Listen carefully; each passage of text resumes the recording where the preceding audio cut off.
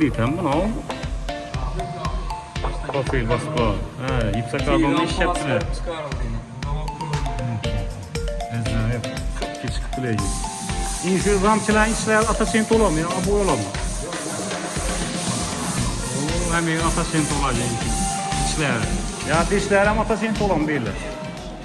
Olmuyor.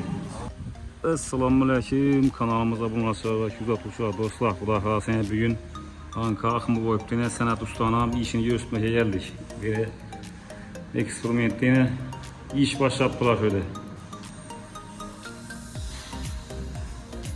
Xuda xalasına iş başladı desek yanılacağımız işin ortasına gelip bile.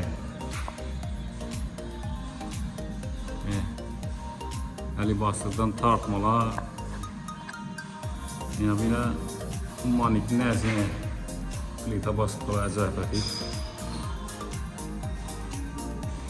Halasa bir qatar ağzı çıla çulpa vaxtı bir göstəmiz ki sıra ağzı bitkənini izine koyup beraber.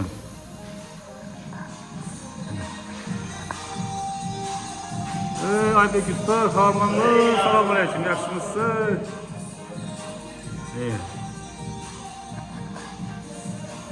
Çaklanam abi de Aybek Usta. Anda böyle iki.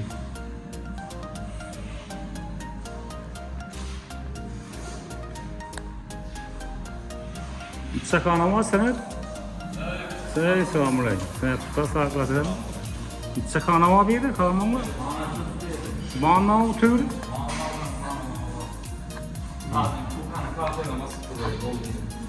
Bir de kafil basıp başlattı var diye kokmuyor yine. Keserem kafil olmuyor hani? Yok ya mebel. Mebel. Acayip. İşin alı ortasına gelip sağ kişiydi. Buna kalırsa bitkenden şey ama görüşüp veremiz diye. Ben ne oldu? Bu ne bu? Sen bir yok falan. Banka sankeler durabına. Veren bir kanası var hocam. Vallahi ders geldi. Acayip. İnşu ramçıların işler atasent olamıyor, bu olamıyor. Hemen atasent olacak işler. Ya dişler hem atasent olamıyor değiller. Olmuyor. Acayip. Acayip. Bir ne oldu? Bir insan Kemal Akman'ın ikisi. Yanıp duramıyor arkası. Bana zor çıkıp bile.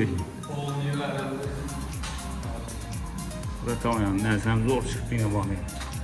Plitam bu ne oldu? Profil baskı. Yüksek karbonlu iş yaptılar. Acayip. Çok küçük bile. Daha xalasa bitkenden görüp veremiz, izine koşup veremiz biliyorsun. Görüp güzel parayla, like basıp, daha xalasa.